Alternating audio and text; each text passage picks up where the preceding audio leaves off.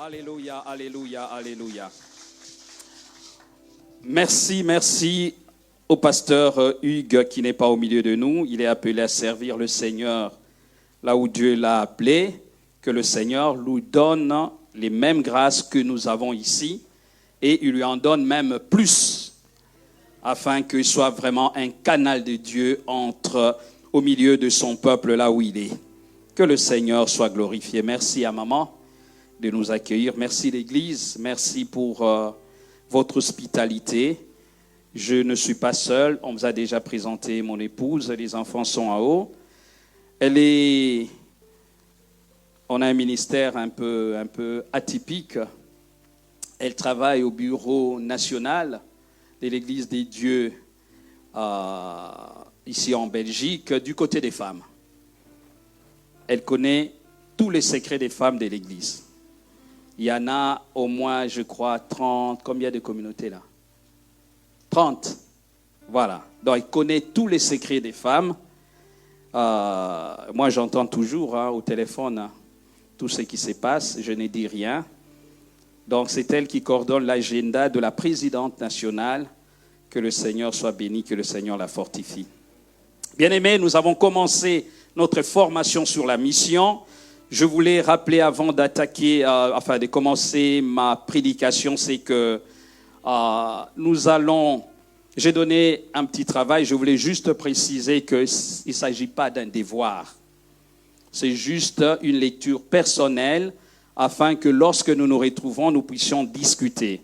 Hier, on a parlé du grand mandat, la grande commission que Jésus a donnée à l'Église.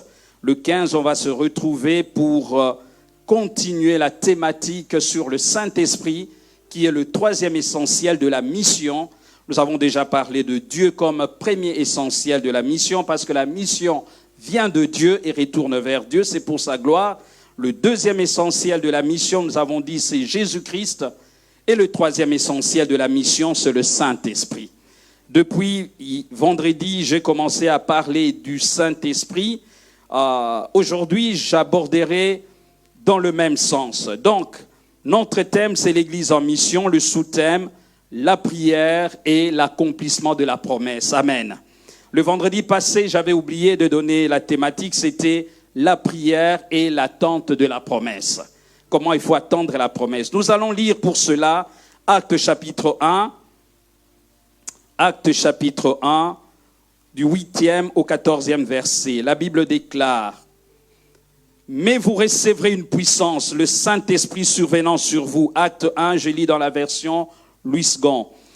Vous recevrez une puissance, le Saint-Esprit survenant sur vous, et vous serez mes témoins à Jérusalem, dans toute la Judée, dans la Samarie et jusqu'aux extrémités de la terre.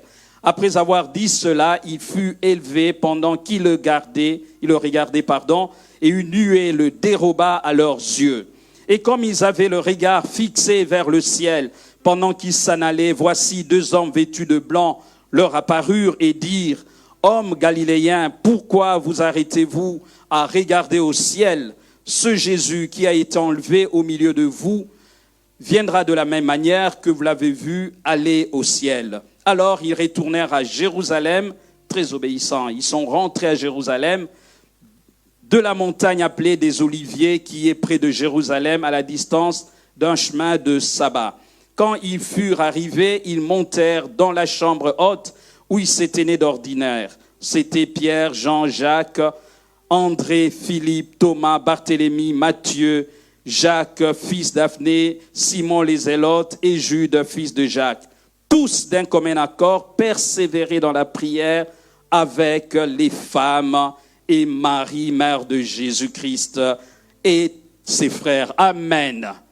Marie était là, cette femme. Cette femme, on doit prêcher son éthique, on doit prêcher sa piété, on doit prêcher son allure, on doit prêcher.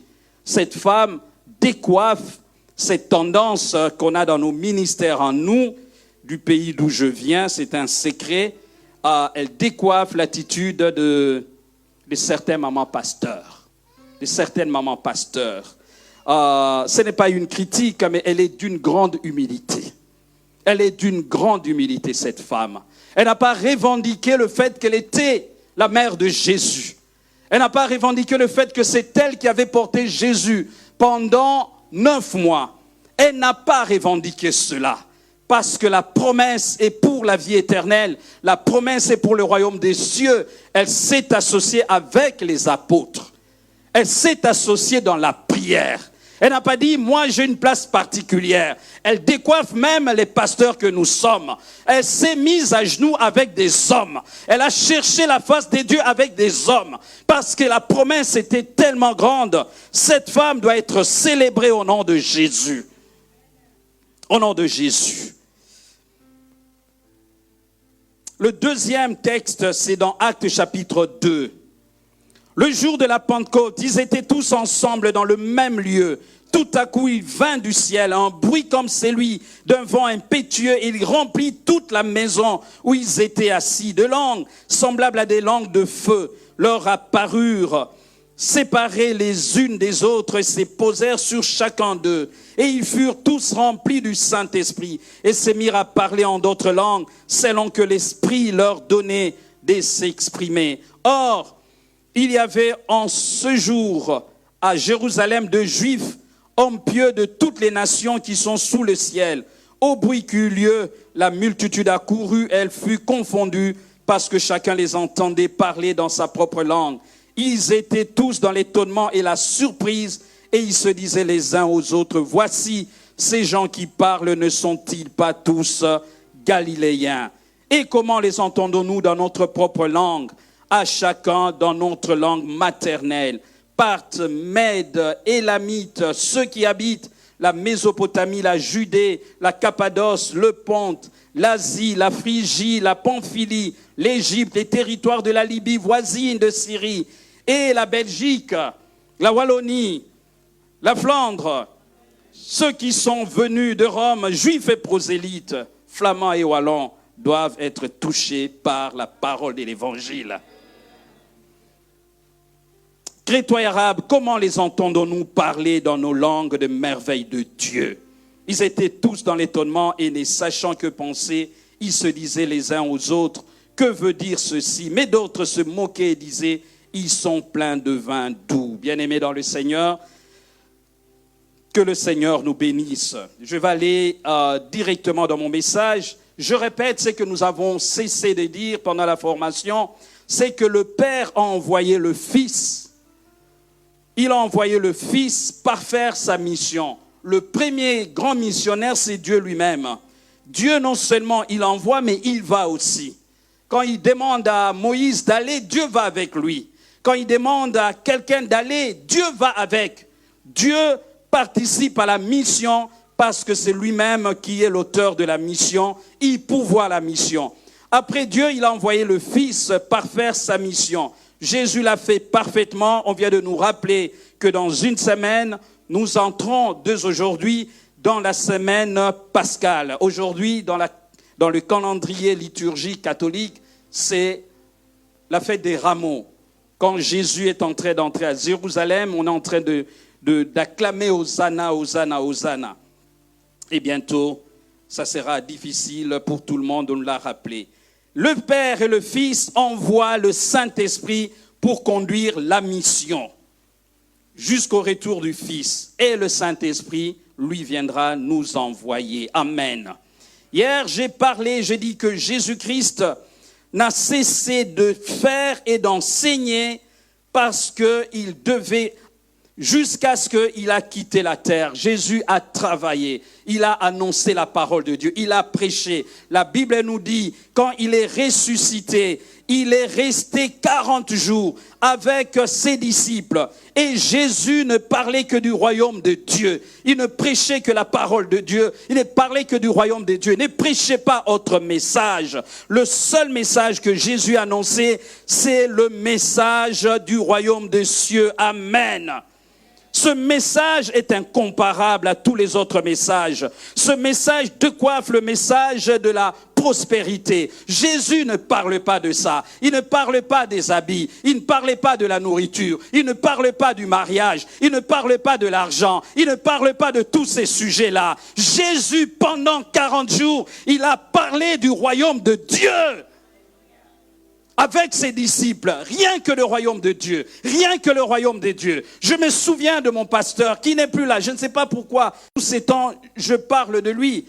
Quand il est venu dans ce pays, il a prêché la prospérité, il a annoncé le message de la prospérité. Les papiers ont été délivrés parce qu'il a pris 40 jours pour casser le verre, le plafond de verre. Des miracles, les gens ont été régularisés. La loi a même changé dans ce pays parce que cet homme était vraiment un apôtre. Il s'est mis à la brèche pour les Africains. Aujourd'hui, je ne suis pas surpris et j'ai dit à sa fille, si aujourd'hui tu y es, tu peux représenter même le bourgmestre de la ville de Bruxelles quand il n'est pas là et tu représentes la capitale de l'Europe, sache que ce sont les fruits des prières de ton père. Nous en sommes témoins, nous avons vu cela. Il a prêché tout cela. Les gens ont eu des papiers, les gens ont mangé, les gens ont construit des maisons. À un moment, un jour, il a tempêté du haut de la chair. Il dit, tout ce temps, je prêchais ces choses. Et ces gens, je ne sais pas ce qu'ils sont devenus. 5 ans, 6 ans, 7 ans avant sa mort, il ne parlait que du royaume des cieux. Le royaume des dieux, la grâce, la miséricorde. Bien-aimés, il n'y a que ça qui peut sauver. Vous avez appris, bien-aimés, dans le Seigneur, comment des pasteurs sont en train de se repentir. Il y a un Américain, le nom m'échappe. Il s'est repenti de l'avoir prêché sur la dîme pendant toute sa vie. Il a demandé même aux chrétiens de brûler le livre qu'il a rédigé sur la dîme. Parce qu'il a dit que je n'avais pas compris. Mais non, j'ai compris. Je ne dis pas qu'il ne faut pas donner la dîme. Je ne parle pas qu'il ne faut pas prêcher toutes ces choses. Mais ce qui va amener les gens dans le ciel, ce n'est pas l'argent. Ce n'est pas la autre chose. C'est le royaume de Dieu. C'est que Jésus est mort, il est ressuscité. Jésus-Christ a pris la condamnation de l'humanité. Ça, c'est le message. Il a prêché pendant 40 jours concernant le royaume de Dieu. Il a guéri les malades, il a travaillé, il a fait tout ça, bien-aimé dans le Seigneur. Mais il a dit à ses apôtres, attendez, attendez, attendez, ne partez pas encore. Restez à Jérusalem. Nous avons dit ça vendredi. Attendez, attendez. L'impatience nous détruira. L'impatience a fait qu'Abraham a créé le désordre sur la terre. Au lieu d'attendre, attends, vous allez vous marier. Tu ne veux pas attendre. Tu veux brûler les étapes. Après, c'est nous qui gérons les casseroles. C'est maintenant les pasteurs qui vont gérer. Attends. Nous ne sommes pas morts, nous autres, je l'ai dit vendredi. J'ai attendu 10 ans pour épouser celle qui est ma femme aujourd'hui. 10 ans, rejeté par la famille.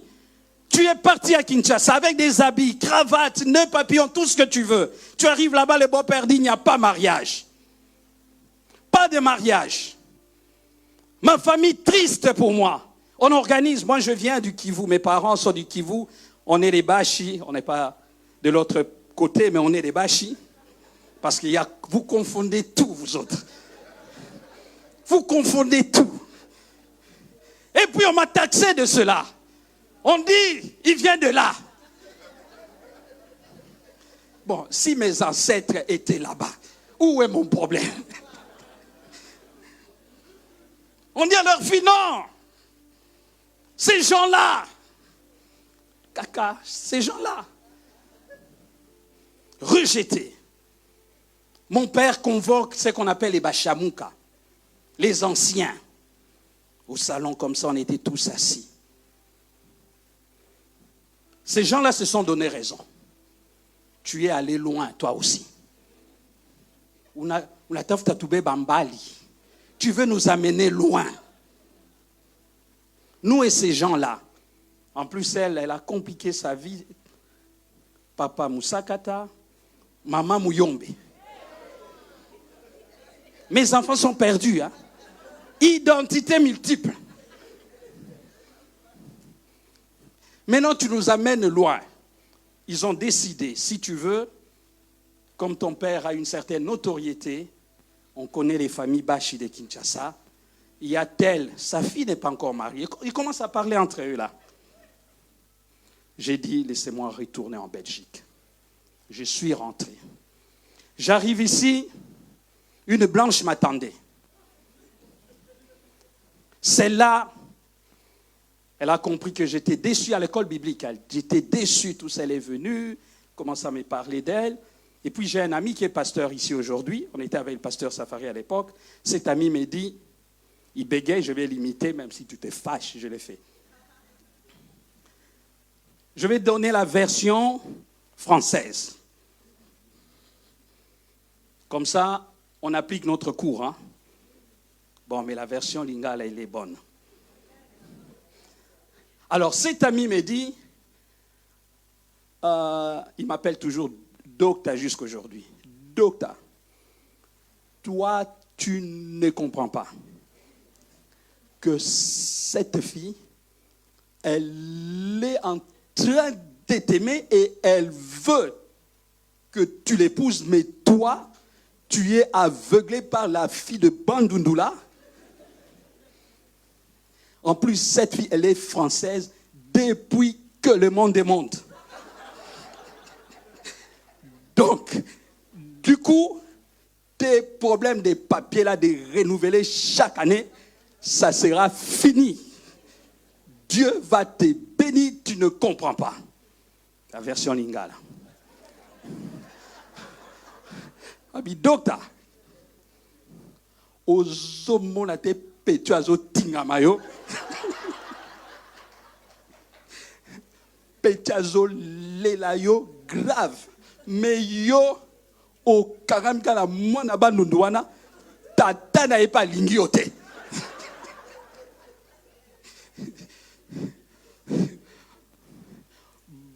Ba makambo ko ya ba stress ya ba vacances ko luka ba papier wana pona yo ekosila po petio yo depuis mokili banda za française. Moi je dis allez, va avec tes affaires. 10 ans après, le Seigneur a réalisé sa promesse. Il faut attendre. Il faut attendre. Il faut attendre. Il faut attendre. Il y a une femme qui attendait la venue de Jésus. Anne. On nous dit qu'elle était même, cette femme était dans Luc chapitre 2, du 36e au 38e verset. Une prophétesse, Anne, fille de Panuel de la tribu d'Azer. Elle était fort avancée en âge. Elle avait vécu 7 ans avec son mari depuis sa virginité. 7 ans de mariage. 7 ans, son mari est décédé. Restée veuve et âgée de 84 ans, elle ne quittait pas le temple. Et elle servait Dieu nuit et jour dans le jeûne et dans la prière. Étant survenue, elle aussi, à cette même heure, elle louait Dieu et elle parlait de Jésus à tous ceux qui attendaient la délivrance de Jérusalem. Cette femme a attendu. Elle a attendu. Elle a attendu. Elle a attendu. Jusqu'à voir l'accomplissement de la promesse. Bien-aimé, elle avait 84 ans. Je voulais dire à quelqu'un, c'est que Dieu t'a annoncé. C'est que Dieu a prophétisé sur ta vie, sur ton mariage, sur ta maternité, sur ton travail, sur tout tout ce que tu as à cœur, si Dieu a dit un mot, la chose s'accomplira. Peu importe le temps, peu importe le moment, peu importe tout ce qui va se passer. Dieu, la Bible dit, c'est Habakkuk qui nous raconte ça. Habakkuk dit, j'étais à mon poste et je me tenais sur la tour. Notre problème, c'est qu'on n'est plus à notre poste. Notre problème, c'est qu'on quitte notre poste. Notre problème, c'est qu'on quitte Jérusalem. Notre problème, c'est qu'on abandonne Jérusalem. Notre problème est là. Il y a des bénédictions territoriales. Il y a des bénédictions sectorielles. Si Dieu a décidé de te bénir à la borne, bien-aimé, qu'il pleuve, qu'il neige, que 1, 2, 3 partent, toi tu restes et tu restes à ton poste.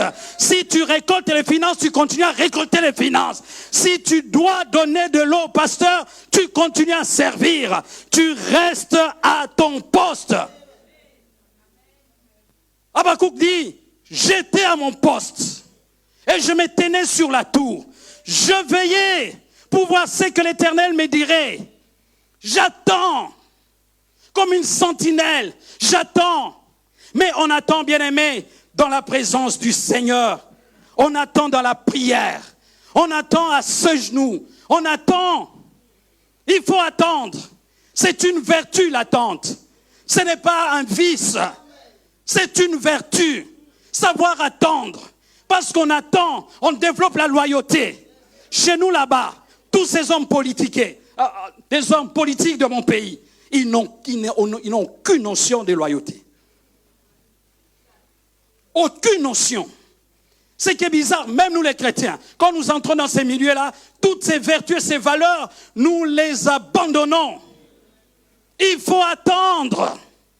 Il faut patienter. Restez là. Les apôtres, Jésus leur a promis d'attendre le Saint-Esprit. D'attendre. Ils ont obéi. Ils ont attendu. Ils ont attendu, bien-aimés, dans la prière. Dans la prière. Ils sont entrés dans la chambre avec Marie et ses frères. Pas de guerre. Nous sommes les frères de Jésus. C'est notre frère. Cette église nous appartient. Il y a des gens qui doivent écouter ce message dans mon pays. C'est devenu une tradition. Je ne dis pas que les enfants des pasteurs ne sont pas appelés. Ce n'est pas ce que je suis en train de dire. Je ne dis pas que la femme des pasteurs n'est pas appelée. Ce n'est pas ce que je suis en train de dire. Je dis tout simplement, lorsqu'il y a changement, l'église doit entrer dans la présence de Dieu. L'église doit chercher la face de Dieu. L'église doit prier. L'église doit se renfermer. L'église doit chercher l'auteur de l'église. La source de cette communauté vient de qui? Ça vient de Dieu. Renfermons-nous. Prions le Seigneur. De la même manière que Dieu a mis à part Paul et Barnabas, Actes chapitre 13, de la même manière, Dieu est capable de susciter l'homme selon son cœur. Nous ne sommes plus des pentecôtistes. Nous sommes des pentecôtistes qui parlent en langue. Mais quand il faut chercher la face de Dieu, comme des véritables pentecôtistes, nous sommes devenus des démocrates.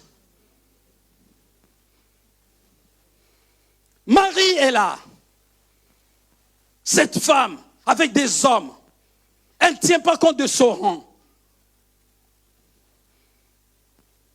Elle pouvait se faire prévaloir de beaucoup, cette maman. Vous tous ici, vous parlez, je vous ai vu venir. Toi, tu es venu d'ailleurs avec une culotte, toi. Non, elle est entrée dans la présence de Dieu. Les frères de Jésus avec, en train de prier, prier, prier. La Bible nous dit, ils ont prié. Priez, priez, priez. Matin, soir, priez. Renfermez dans la chambre, priez. Cherchez la face des dieux, priez. Mais toi, tu abandonnes trop vite. Trop vite. Trop vite. C'est ça ton problème. Les apôtres pouvaient aussi dire, bon voilà, de toute façon, Jésus a déjà dit, ça va se faire. Oui, Jésus a dit. Et il savait parfaitement bien tout ce qui sortait de la bouche de Dieu, de Jésus était la vérité. et que cela s'accomplissait toujours. Mais Jésus leur a dit d'attendre. Il n'y a pas une autre manière d'attendre que d'entrer dans la prière. C'est de prier. Je disais, cette église, ça c'est ce que je ressentis quand je veux commencer ce séminaire. Bien-aimés, vous êtes à un tournant dans cette église. Il faut écouter Dieu. Il faut écouter Dieu.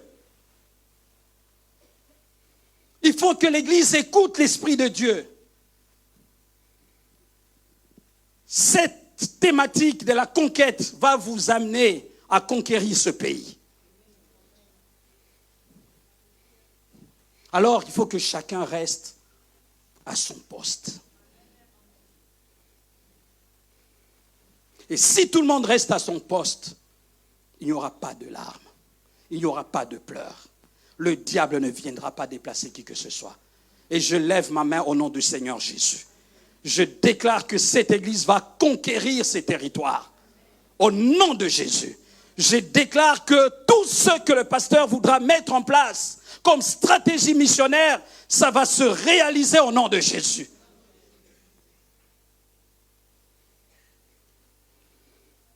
Il faut attendre. Pourquoi on doit attendre? Pourquoi on doit attendre? Parce que le Saint-Esprit est le moteur de la mission. On ne peut pas aller en mission sans le Saint-Esprit.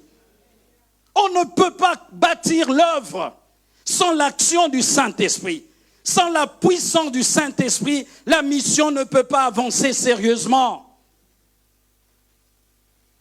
La conquête s'est faite par le Saint-Esprit. Voilà pourquoi Jésus leur dit, vous recevrez une puissance, le Saint-Esprit survenant sur vous. Vous serez mes témoins. C'est le Saint-Esprit qui donne à quelqu'un d'être témoin de ces choses-là. Un témoin, c'est celui qui a vu. C'est celui qui peut dire des choses qu'il a vues ou qu'il connaît. Deuxième raison pourquoi nous devons attendre en tant que missionnaires dans ce projet missionnaire de cette église. Parce que la mission est pleine d'embûches. La mission est pleine d'embûches. Le monde est hostile. Le monde est hostile. L'hostilité du monde, vous n'allez pas vous imaginer, bien-aimés dans les Seigneurs. Le monde veut combattre. Le monde veut détruire l'œuvre de Dieu. Jésus dit, ne partez pas. Vous allez vous casser les dents. Ne partez pas. C'est comme un enfant. Son père le tient. Il ne veut pas. Il veut courir tout seul. Quand il rencontre le chien qui vient en face, le pauvre. Ne partez pas, soyez revêtus du Saint-Esprit. Jésus dit dans Matthieu 10, 16 à 18, Matthieu 10, 16 à 18, « Voici, je vous envoie comme des brebis au milieu de loups.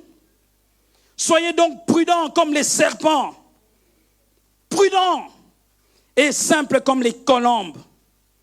Mettez-vous en garde contre les hommes, car ils vous livreront aux tribunaux et ils vous battront de verges dans leurs synagogues. Vous serez menés à cause de moi devant les gouverneurs, devant des rois pour servir des témoignages à eux et aux païens. » Ça va arriver. Si tu n'as pas la grâce du Saint-Esprit, si tu n'as pas l'onction du Saint-Esprit, tu vas lâcher prise, tu vas abandonner. Lorsque le monde va te solliciter, tu seras obligé de céder. Comme ce faux pasteur africain qui a gagné à la loterie 200 000 €. Il a fermé l'église. Voilà. Voilà. On lui dit, pourquoi tu as fermé l'église? C'est parce que j'ai vu des pasteurs bien s'habiller. J'ai vu les pasteurs avec de belles voitures. J'ai vu des pasteurs entourés toujours de gens. Moi, je dis, je vais faire ça aussi. C'était pour l'argent. Mais dès qu'il a eu la loterie, il a gagné ses 200 000 balles, il a fermé l'église. Un loup ravisseur au milieu de la bergerie. Faites-en très attention. Sans l'onction du Saint-Esprit,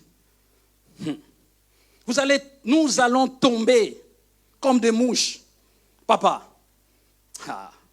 ce ministère-là, il y a des choses qu'on entend.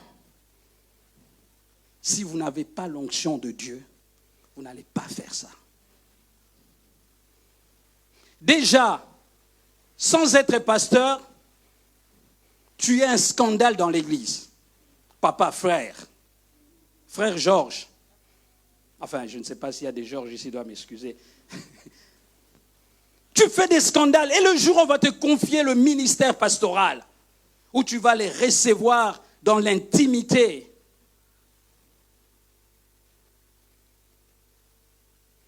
Voilà pourquoi aujourd'hui, des gens qui montent, qui entrent dans le ministère sans avoir été formés, préparés. On dit aux gens, attendez, soyez formés, on va vous dire toutes ces choses. Bien-aimés dans le Seigneur, j'ai vu des gens priant. Quand j'étais au Maroc, j'ai vu la tentation que je n'ai jamais connue à Kinshasa. De toute façon, je ne pouvais pas connaître ça parce que j'ai vécu dans une famille très, très, très religieuse, catholique. Maman chantant même en latin. Je ne sais même pas si elle comprenait. Domisu Vobiscu, ça je connais. Paternoster, j'ai répété ça. Ave Maria, tout ça je chantais. Les Agnus Dei, tout ça je faisais. Donc je n'ai pas vécu ces choses-là. Je suis allé au Maroc. On me réceptionne encore. J'aime les Quinois. Quand il veut te faire tomber, il a un langage. La version française et la version lingala. Papa, tu es arrivé déjà ici, c'est demi-Europe. Il y a 4 saisons ici. On m'accueille, on me donne à boire, ils étaient hospitaliers. Mais leur hospitalité débordante, ils me proposent des femmes. Tu peux aller avec. On va payer. C'est ce jour-là qu'il fallait que je dise si je priais ou je ne priais pas. Personne ne savait si je priais. Personne, je venais d'arriver. Le même jour dont le diable m'attendait, à bras ouverts. Mais toi là, tu parles trop. Maintenant ici, en plus ils me disent, tu sais, au Congo là-bas, pour avoir des métis, tu vas souffrir. En plus, tous ces métis-là sont à Gombe là-bas. Toi, tu vas aller chercher quoi à Gombe pour les avoir? Mais ici, c'est tous les pays. Version lingala. Papa, nakin pozo metiola. Awa, mboka na mboka, bango na bango. Serre-toi. Et là, je leur ai dit, je ne fais pas ces choses-là. Je ne fais pas ces choses-là. Vivant dans une maison, partageant avec les amis, je savais que là, il y avait 2 couples. Là, 2 couples. Là, 2 couples. Méfiez-vous de ce voile-là. J'ai vu, elles venaient en noir voilé, mais c'est des prostituées. Et tu es dans une chambre seule. Et pendant 4 ans. 4 ans et demi. Ce jour-là, quand j'ai dit non à mes hôtes, ils ont dit, le jour où on va t'attraper. Est-ce que toi, on t'a déjà menacé pour le péché? Les jours, parce que je ne faisais que parler de Jésus. On dit, toi avec ton Jésus-là, les jours où on va t'attraper, on appelait ces filles-là les loulous. Les jours où on va t'attraper entre les mains des loulous, on va te frapper. Et Dieu m'a fait grâce. Je suis sorti de là. Sorti de là. Tu le vois entrer matin, midi, soir. Fatima, Aïcha et consorts. La mission, le terrain est miné. Il faut être revêtu de la puissance de Dieu pour vaincre le diable. Jésus a passé 40 jours dans le désert, conduit par le Saint-Esprit, revêtu de la puissance du Saint-Esprit. Tout ce que le diable lui a proposé, Pasteur, tu vas tenir. Quand on va te proposer de l'argent, quand on va te proposer des choses, quand le monde viendra te chercher, quand les politiciens viendront te chercher, tu vas tenir ton discours là que tu tiens là. Et nous avons des mains tellement faciles maintenant d'imposer sur n'importe qui. Je vous assure, excusez-moi, je fais allusion à mon pays, je vous assure, tous ces gens-là qui conduisent ce pays, ils ont des cellules de prière dans leur maison. Je sais, parce que moi-même, j'ai beaucoup prié pour un homme aujourd'hui qui vient d'être nommé. Il était en prison, ici en Belgique. J'allais dans sa maison, je priais. Et pendant que je priais, avec sa femme, pendant des années, aujourd'hui encore, des gens m'appellent. Ah, c'est ton type, il est passé. Ils ont oublié que j'ai pris une ligne de conduite personnelle. Pendant qu'on priait, c'est vrai, hein, Dieu, je n'arrive pas à comprendre certaines choses. Les intercesseurs me disent, papa, pendant que tu es en train de prier, nous voyons papa ici, au salon. Il est encore en prison. Aucun espoir de sortir. J'ai dit à sa femme, désormais, pendant le temps de prière, ton mari s'asseyait où? Oh, d'habitude, il s'asseyait là-bas. Mets-moi sa photo là.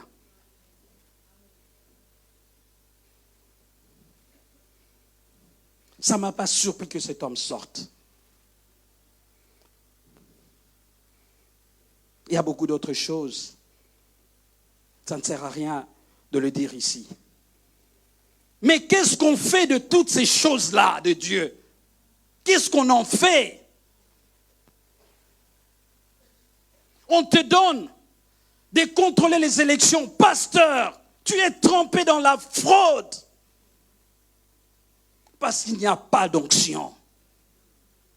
C'est l'onction qui nous garde, qui nous préserve de chute. Ah, c'est lui qui peut nous garder de toute chute. À Dieu soit la gloire. Parce qu'il n'y a que l'onction de Dieu, le Saint-Esprit, qui peut nous garder de ces choses. Ils ont prié, prié, prié. Ils ont chargé le ciel pendant 10 jours. Jésus ne leur a pas dit combien de temps vous allez prier. Il leur a dit d'attendre seulement. Ils ont obéi. Depuis vendredi, Dieu te dit, entre dans ta chambre. Prie ton Dieu en secret, il t'entendra, il te répondra. Les apôtres sont montés dans la chambre haute, en train de chercher la face de Dieu, en train de prier, de prier. La chambre haute, dans la chambre haute, bien-aimés, il n'y avait que des gens qui avaient connu Jésus dans la chair et qui l'avaient accepté comme Seigneur et Sauveur. Ils avaient déjà expérimenté des miracles. Ils avaient prêché sous la direction de Jésus. Mais ils ont dit, maintenant on va se renfermer. Après la mort de Jésus, Pierre avait été retourné dans le monde, comme on peut dire. Il est retourné à la pêche. Luc chapitre 5, ce monsieur a abandonné son entreprise pour Jésus. Il a quitté la pêcherie pour Jésus. Jésus dit, je ferai de toi un pêcheur d'hommes. Pierre a tout abandonné. Il a tout laissé pour suivre Jésus. Quand Jésus est mort, déçu, comme tous les autres, il est retourné à la pêche. Jésus viendra le trouver même nu. Jésus va le récupérer. Il va le réinstaller encore dans la confiance. Ce Pierre-là, il n'est plus jamais sorti. Le Pierre qui est entré dans la chambre haute, il n'est plus jamais retourné au monde. Bien-aimé, laisse-moi te dire, la chambre haute te préservera de danger. La chambre haute te gardera de retourner au monde. La chambre haute, c'est une chambre qui te donne la chaleur du ciel. C'est une chambre qui te donne l'onction de Dieu. Dans la chambre haute, tu peux terroriser les Goliaths de ta vie. Dans la chambre haute, il n'y a personne qui va t'imposer la main. Parce que dans le secret de ta chambre haute, il y a Dieu, il y a Dieu, il y a Dieu. Entre dans ta chambre, ferme la porte derrière toi. Dieu entendra tes prières et il les exaucera. Trop de délivrance. Parce que les gens ne veulent pas entrer dans la chambre haute. Trop de maris de nuit. Parce qu'on a déserté la chambre haute. Le vol qui ne s'arrête pas. La prostitution qui ne s'arrête pas. Comme ce frère qui vient chaque fois voir le pasteur. Pasteur, je suis tombé. Le diable m'a tué. Le pasteur, avec tout son cœur, il a prié. Quelque temps après, le frère revient. Papa, le diable m'a encore tué. Le pasteur, le frère rentre, il vient. Il a les jambes lourdes, mais il vient quand même. Il dit, papa, il m'a encore tué. Le pasteur était excédé, il dit, mais toi, tu le tueras quand? Entre dans la chambre haute. Ce sont des moments comme ça que des femmes comme Anne ont vu l'enfant que le monde ne pouvait pas lui donner. C'est dans la chambre haute. C'est pendant ces temps-là que tu mettras au monde des enfants qui seront distingués des autres enfants. C'est dans la chambre haute. C'est dans la chambre haute que tu obtiendras le travail que le monde ne te donnera pas. C'est dans la chambre haute. Cette promotion qui te fuit tous les jours, tu l'auras sans le secours d'un homme. Parce que dans la chambre haute, il y a une chaleur de Dieu. Il y a une chaleur de l'esprit. Il y a des choses qui se mettent en place pendant que tu es dans la chambre haute. C'est comme une poule qui est sur ses œufs.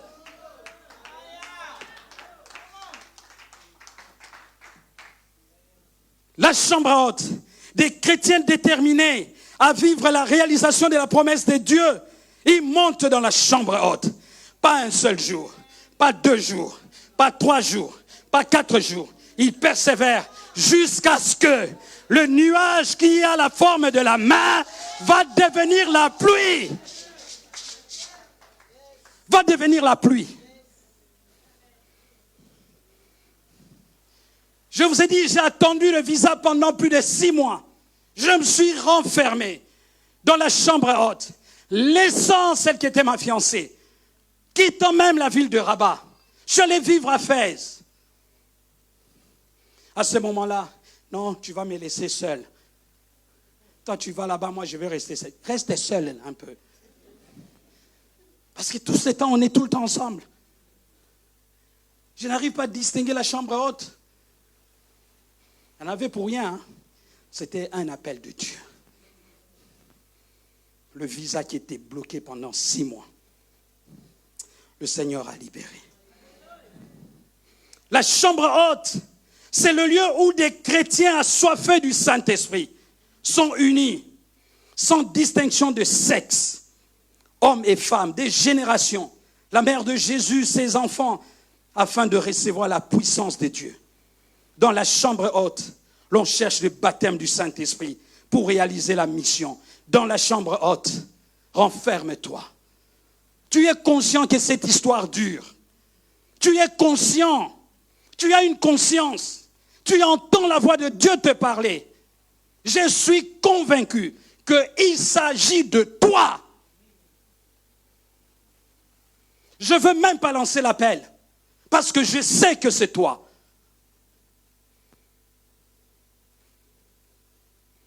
Cette histoire viendra à la vie. Je vous dis qu'il y avait quelqu'un qui était en prison. Je n'ai jamais foulé mes pieds en Hollande. Dans cette histoire-là, dans cette prison-là. J'étais dans la présence de Dieu, dans la prière.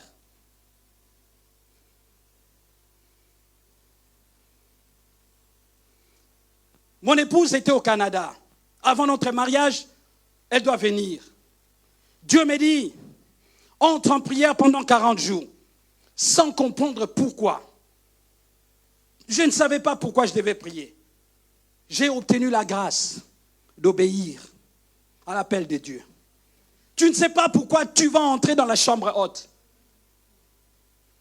Obéis seulement à cette voix qui vient de loin.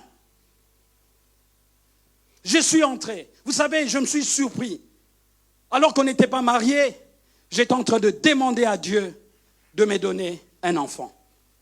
Alors j'ai compris qu'il y a un problème de maternité. J'ai commencé à prier. 40 jours. Mon épouse est arrivée, le bébé était là. Premier diagnostic, le pronostic de médecin, il faut enlever l'enfant. Parce que l'utérus de mon épouse ne pouvait garder le bébé que pendant maximum 6 mois. Plein de fibromes. Le médecin dit, on doit d'abord enlever ça. Moi, j'ai dit non.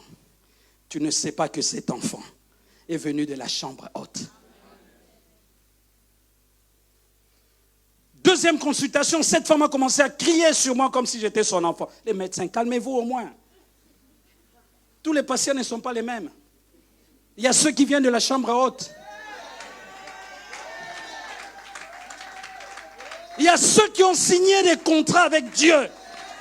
Il y a ceux qui ont des alliances avec Dieu. Votre science, nous la respectons.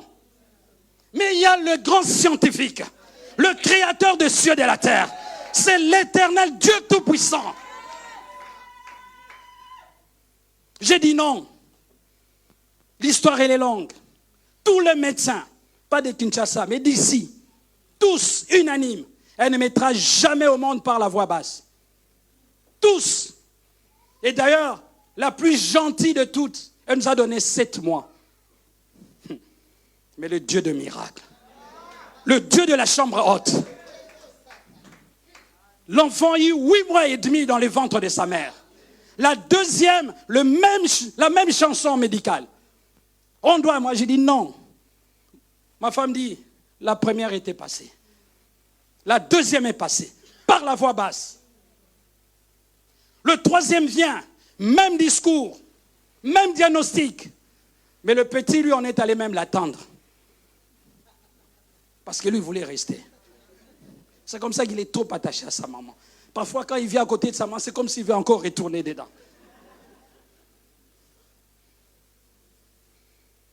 Aucun médecin, excusez-moi, bien-aimé dans le Seigneur, je suis contre personne, je ne connais la situation de personne. Je suis en train de donner juste un témoignage. Ça peut aider nos petites sœurs ici, nos enfants, qui n'ont pas encore connu ça. Elles pourront se dire, c'était arrivé à la femme du pasteur, ça doit m'arriver.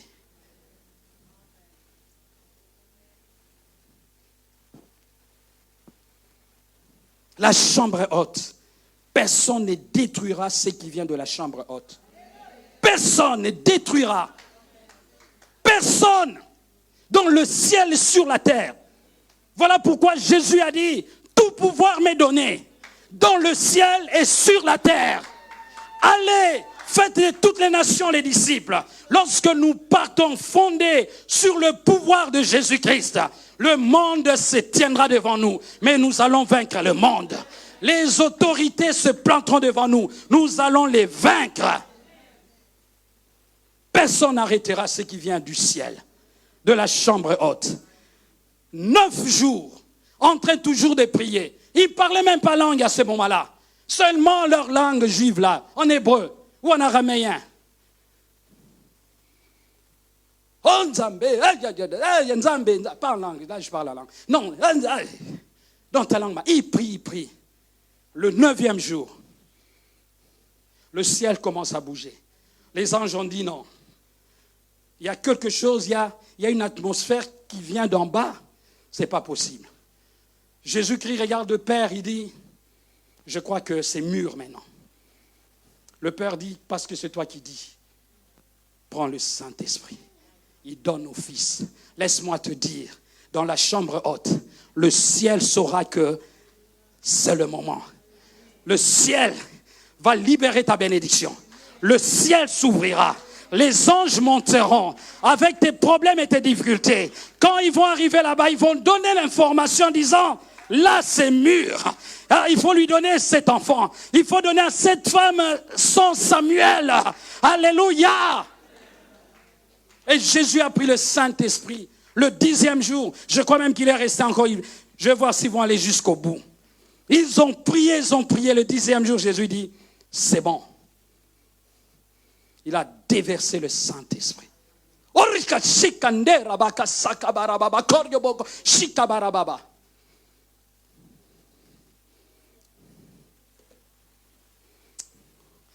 La Bible nous dit tout le peuple de la terre. C'est la géographie de l'époque. Ils ne connaissaient pas toute la terre non plus. Hein. Ils avaient oublié qu'il y avait des Brazzavillois. Mais bon, comme ils ne sont pas montés à Jérusalem, ça se comprend.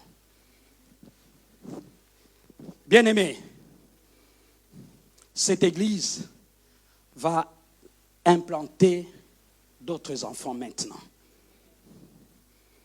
Le ciel est disposé. Je l'avais dit, c'est la conviction que j'ai eue pour commencer ce séminaire. Votre pasteur est comme cette femme qui est enceinte. Le séminaire ici, tout ça c'est des vomissements. Tout ça c'est des contractions. Bientôt l'enfantement va se faire. Vous allez gagner la Belgique. Vous allez vous installer, vous allez conquérir. Vous allez implanter des églises. La borne, c'est vous qui avez l'étendard. Beaucoup d'églises sont implantées, c'est des extensions de la borne. Ils n'ont pas le nom, la borne. Vous, en Belgique, vous êtes les porte-étendards de ce que Vernon a fait là-bas. Et il n'y a rien qui va arrêter cela. On va se lever.